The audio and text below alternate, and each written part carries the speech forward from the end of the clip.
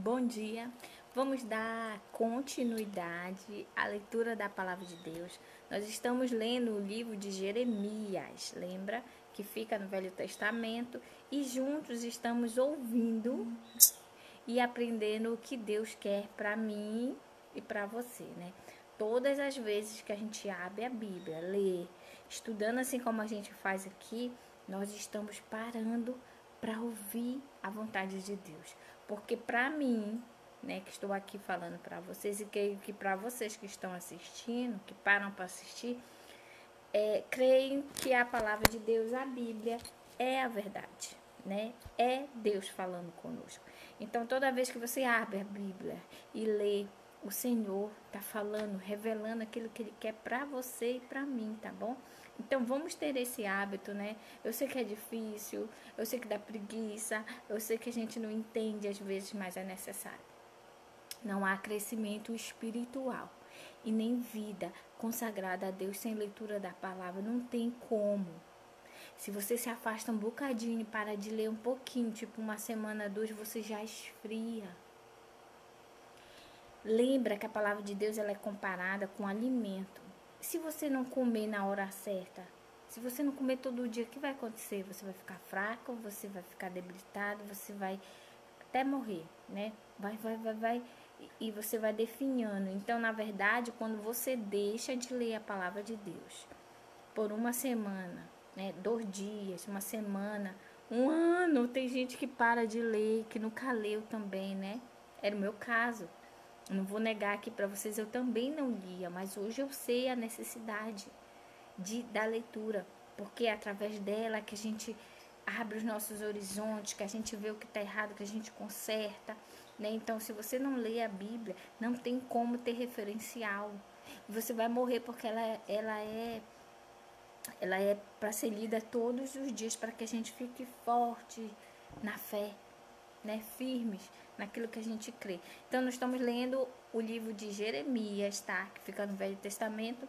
E paramos ontem no capítulo 13. Né? No YouTube você vai ver, eu botei 2 vezes o capítulo 13, porque eu fiz duas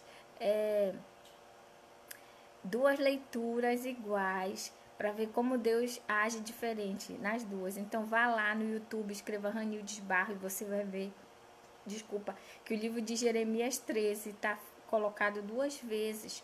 E 2 vezes o Senhor falou diferentemente muitas coisas, né? Para você ver como a Bíblia é atual, como ela se renova. Eu leio agora, se eu ler de novo, Deus já vai falar outras coisas. Então, assim, Deus é maravilhoso. E só esse livro tem essa capacidade, né? O segredo, quando você lê a Bíblia, o autor, que é Deus, está aqui do teu lado, né? Então que o Senhor fale conosco agora, em nome de Jesus. Vamos lá, ele diz assim, a grande seca.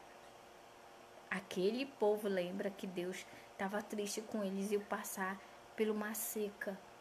O que a seca traz de bom? Morte, né? Morte em fome e tudo. A seca não é boa. Então vamos ver o que vai acontecer. 14. O Senhor Deus me disse o seguinte a respeito da seca. 2. O povo de Judá está de luto, chorando. As suas cidades estão morrendo.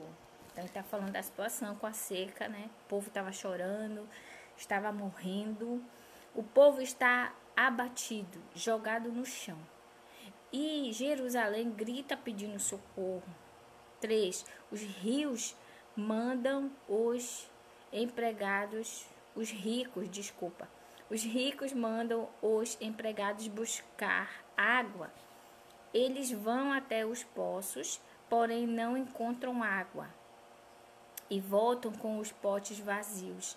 Então cobrem a cabeça, desanimados e atrapalhados.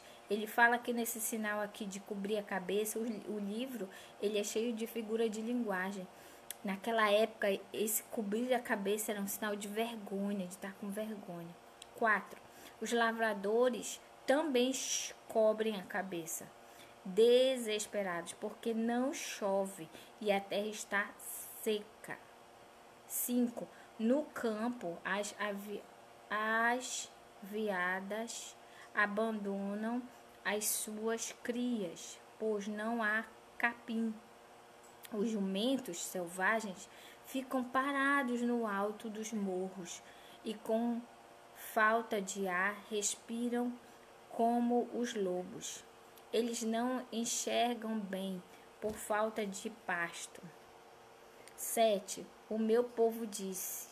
Então, olha só, então tá devido, lembra, a má conduta daquele povo. Eles passaram por um perrengue, como a gente fala, por uma situação muito ruim que Deus colocou para eles, que foi a seca.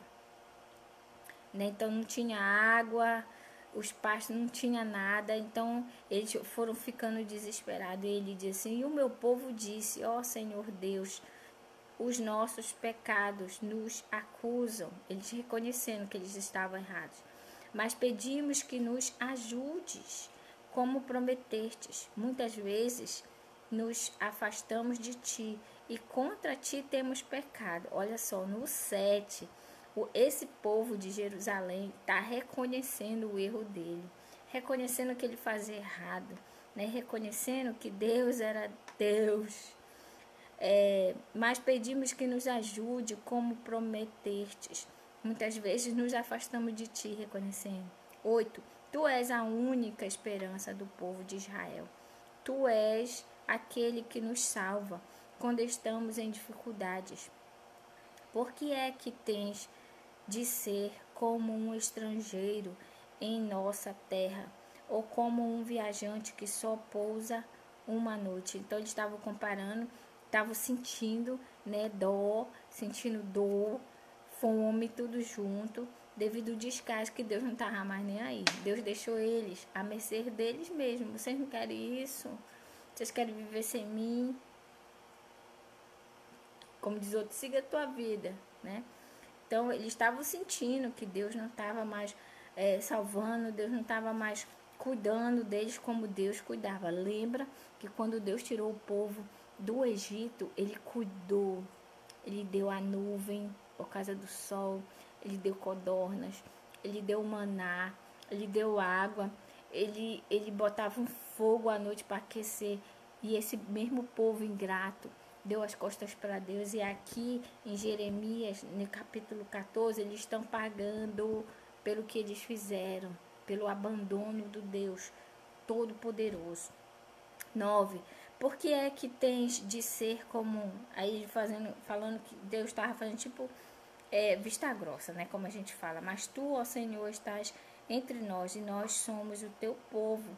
Não nos abandone. Então eles estão falando aqui: poxa, Senhor, eu sei que a gente errou, mas nos perdoa. Nós somos o teu povo, nos ajuda. Tem alguma coincidência com hoje, quando a gente erra, quando a gente sabe o que está fazendo errado e depois a gente, ó Senhor, tem misericórdia? Tem, né? Tem uma comparação. Então, lembra que a gente fala que as histórias se repetem, né? 10. O Senhor Deus disse o seguinte a respeito desse povo. Olha que Deus vai falar desse povo aí, porque eu digo para vocês, né? Já falei, a gente pode enganar todo mundo, mas a Deus ninguém engana, porque Ele nos criou. Se Ele nos criou, Ele sabe tudo que se passa, né? Então, eles poderiam estar querendo enganar, mas Deus não se deixava ser enganado. Aí Ele fala assim: eles gostam de andar por aí e não sabem se controlar. Voltando, desculpa. O Senhor Deus diz o seguinte a respeito deste povo. Então, Ele está falando: eles gostam de andar por aí e não sabem se controlar. Por isso, não estou satisfeito com eles. Eu, Deus, né, lembrarei das maldades que fizeram e os castigarei por causa dos seus pecados. Não. Então não pensa você que Deus se esquece, que Deus não lembra, que Deus não está vendo, que Ele está só, como dizia a mamãe, estou só anotando meu caderninho. 11. Aí o Senhor me disse: não me peça para ajudar esse povo. Falando para Jeremias: olha, nem ora, por favor. Né? Então Deus, Ele é muito assim, né? Por isso a gente deve ter o zelo e o cuidado e o temor de fazer as coisas corretas. Porque Deus não esquece, Deus não dorme, Deus tudo vê. 12. mesmo que jejue e ore. Olha só o extremo aí, né? Eu não os ouvirei. Então diz, não adianta vir disfarçar, né? Orando, jejuando, oferecendo sacrifício. Não acredito em nada disso. Às vezes a gente faz isso com pessoas que quebram a nossa confiança, né? Aí a pessoa vem, aí tu até faz alguma coisa, mas tu não acredita mais. Então Deus é assim, Deus conhecia aquele povo, sabia que aquele povo era mau, que aquele povo não queria saber dele mesmo, era tudo mentira.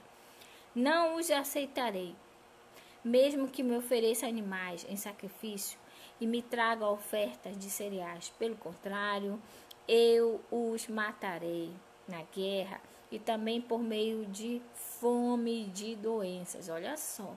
Então Deus falando, peraí, vocês vão morrer na guerra, vocês vão morrer de fome, vocês vão morrer de doença. E assim Deus foi fazendo com eles, para que esse povo entendesse que Deus era Deus e com Deus a gente não brinca. Lembra que a gente já comentou isso? 13. Então eu disse, ó Senhor meu Deus, tu sabes que alguns profetas estão dizendo ao povo que não vai haver guerra nem fome. Eles afirmam que prometestes que em nossa terra só haveria paz. Aí ele está falando aqui, Jeremias no 13, desses falsos profetas que ficavam falando mentira para esse povo aí, dizendo que não ia ter guerra, não ia ter fome. E aí Jeremias fala isso para Deus. Aí Deus vai falar aqui no 14. Mas o Senhor respondeu, olha o que Deus respondeu. Esses profetas estão profetizando mentiras em meu nome. Cri, cri, cri, cri. Hoje tem isso. Falsos profetas prometendo coisas absurdas. Riqueza aqui. Venha, você é um vencedor. A palavra de Deus diz que a nossa riqueza não é aqui, que nós somos estrangeiros, né, que estamos aqui de passagem, que a nossa riqueza não é aqui, porque a riqueza daqui a traça e o ferrugem corrói, né? E Deus fala que no mundo tereis aflições, mas tem de bom ânimo, eu estou contigo. Ou seja, passaremos sim por tribulações, por doença, por perda. Tudo que acontece para todo mundo, nós não estamos à mercê de acontecer isso conosco. Porém, Deus está contigo. Essa é a diferença. Vamos passar por tudo isso, mas Deus vai estar ali, ó, com a gente, lutando. Entendeu? Creia nisso. Isso é real porque está escrito. Então, ele está falando aqui que existia profeta também naquela época, servos de Deus, né, que lideravam, que também mentiam, ainda diziam que era em nome de Deus. E hoje não é diferente, tá assim, ó. As igrejas que estão lotadas, muitas vezes estão lotadas não por amor a Cristo, não por amor ao Criador, é pelo um líder que está lá na frente que fala bem, né? É por revelação, essas coisas aí. A maior revelação é a palavra de Deus. Não que isso não exista, que Deus fala mesmo. Aqui a gente vê que ele usava pessoas para falar, né, com outras. Então Deus fala, mas não vamos andar atrás disso. E a nossa riqueza, volto a dizer, Deus pode facilitar a nossa vida aqui sim. Mas a nossa riqueza não é aqui. A nossa vida é eterna, é fora daqui, é na Nova Jerusalém. Então desapega desse mundo, gente, pelo amor de Cristo. Aí ele fala assim, o Senhor meu Deus, tu sabes que... vamos lá, 14. Mas o Senhor respondeu, esses profetas estão profetizando mentiras em meu nome. Eu não os enviei, nem lhes dei ordem e nunca lhes disse nada. As suas visões são mentiras e as suas de adivinhações não valem nada. Eles inventam profecias só para enganar.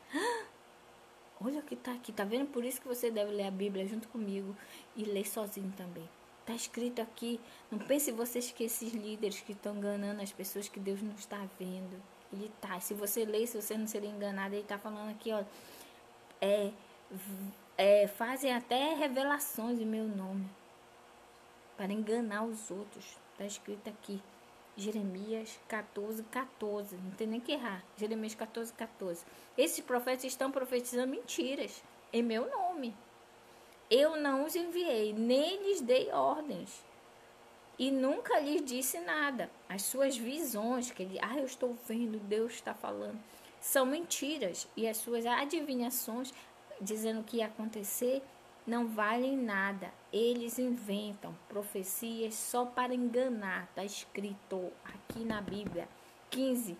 Eu, o Senhor, digo a você o que vou fazer com esses profetas, que não enviei, e que profetizam em meu nome, dizendo que não haverá guerra, nem fome nesse país. Eu os matarei na guerra e de fome. Então ele diz, deixa que eu vou cuidar desses profetas mentirosos, te acalma. 16. As pessoas a quem eles disseram essas coisas também serão mortas na guerra e de fome. Então quem acreditar também vai morrer, viu? Ele estava falando aqui. Os corpos deles serão jogados nas ruas de Jerusalém, tá? Então desses profetas mentirosos, os corpos deles iam ser jogados nas ruas de Jerusalém. E não haverá ninguém para sepultá-los. Olha só, ia ficar jogado na rua e ninguém ia sepultar. Isso acontecerá com todos eles, com as suas esposas e os seus filhos e as suas filhas.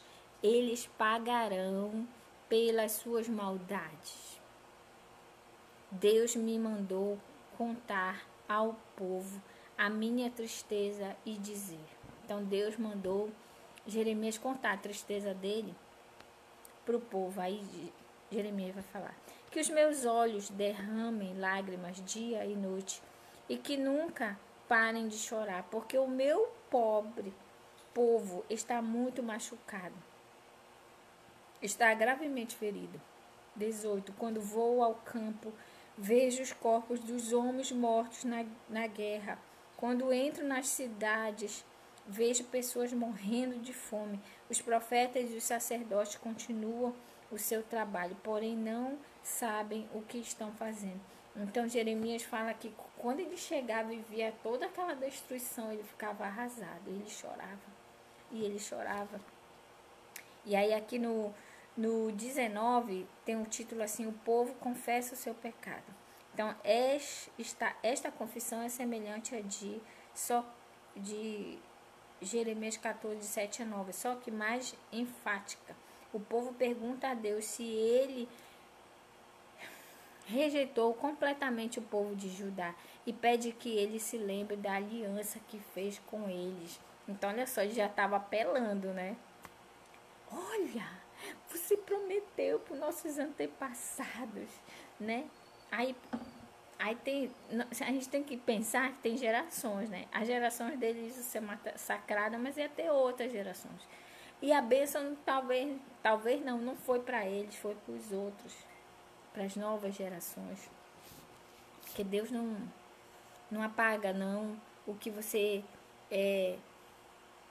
quando você o rejeita, né? Porque existe, né? Eu conheci uma moça lá perto da igreja que eu aceitei a Cristo, abrindo parênteses agora, nós paramos no 19. E ela conheceu a Deus, aceitou Jesus, se batizou, trabalhava na igreja. De repente, essa moça virou e disse que ela não queria mais Deus, que ela ia para o inferno. Mas ela não queria mais Deus. Esse negócio de crente não era mais para ela. E ela morreu seca, com AIDS, muito mal. Morreu, foi para o inferno. E ela decidiu isso, ela não queria mais. Então, cuidado com a sua rejeição a Deus. Todas as pessoas que rejeitaram a Deus, a soberania de Deus, fizeram pouco caso do que Deus prometia e fazia por elas, terminaram muito mal.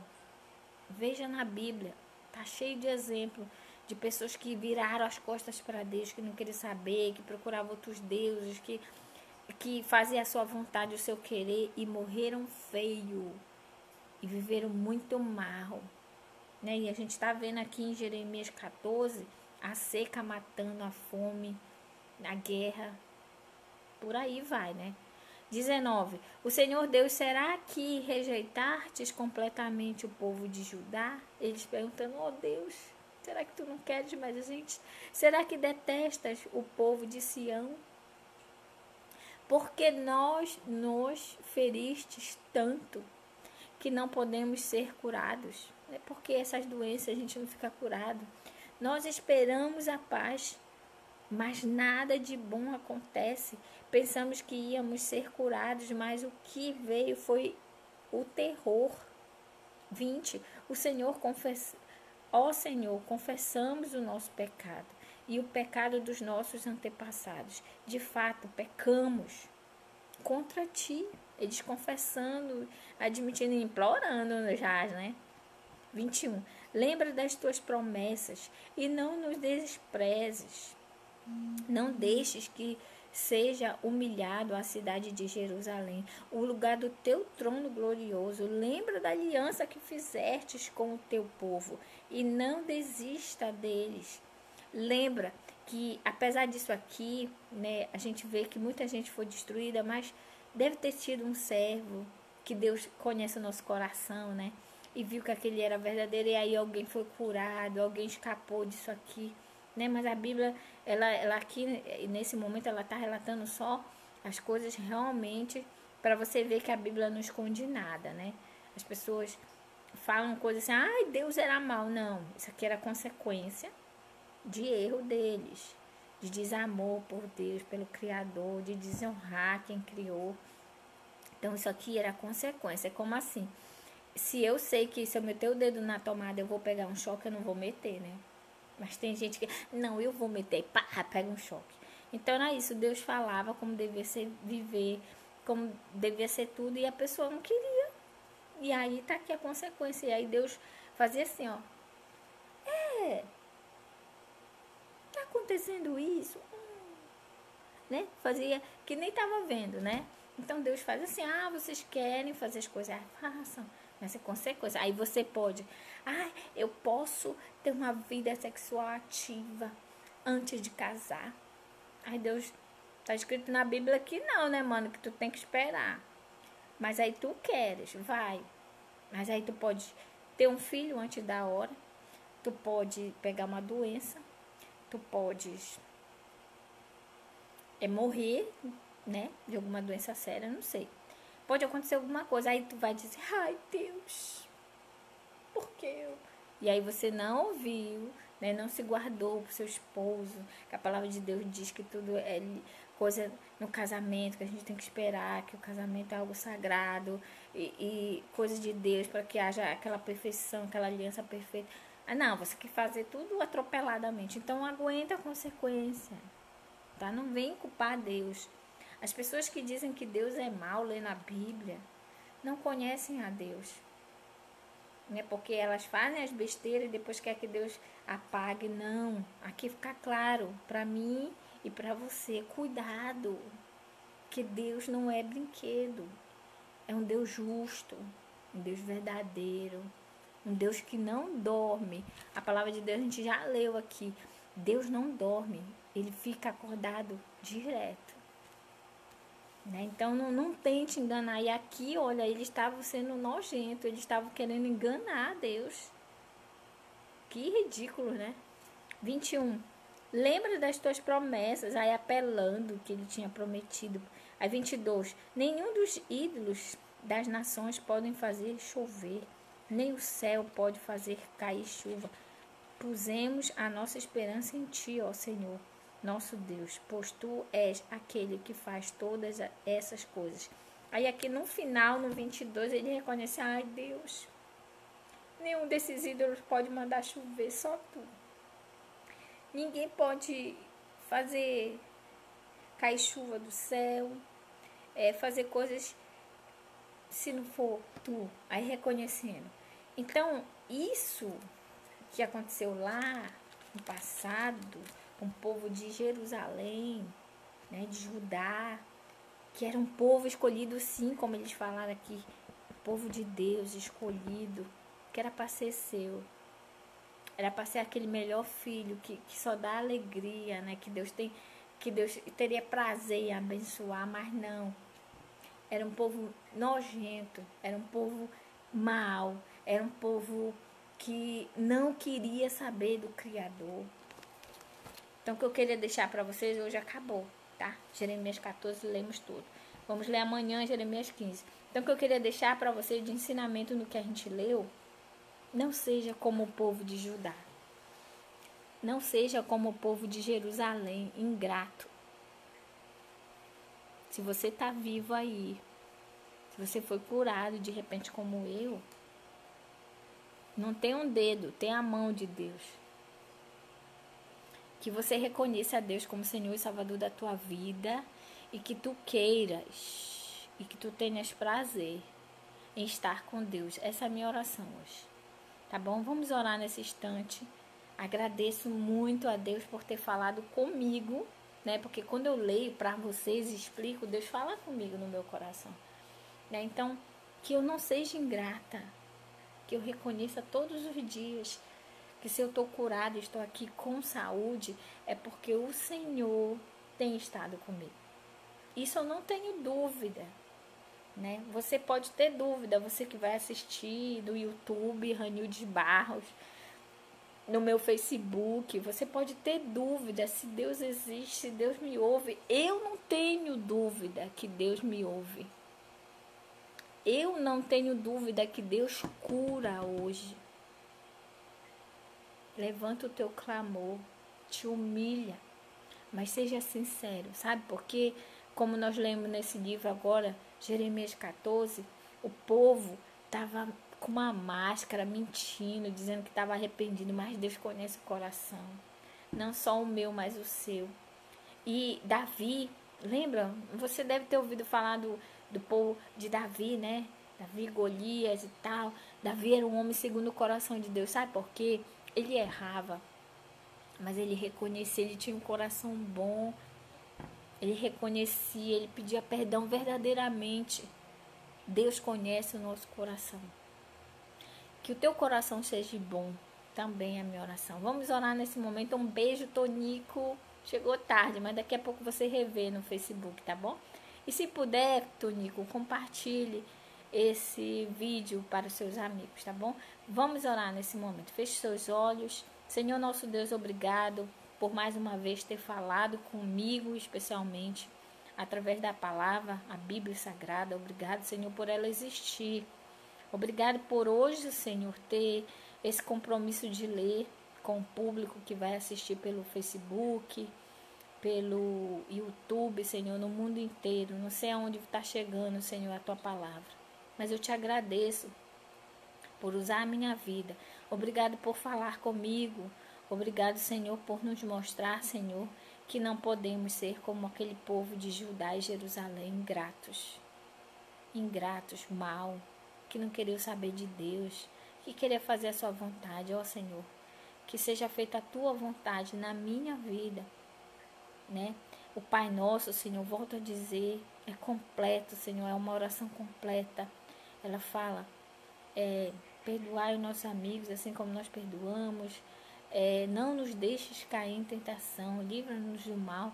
Ó Senhor, é completa a oração do Pai Nosso. Nos ajuda.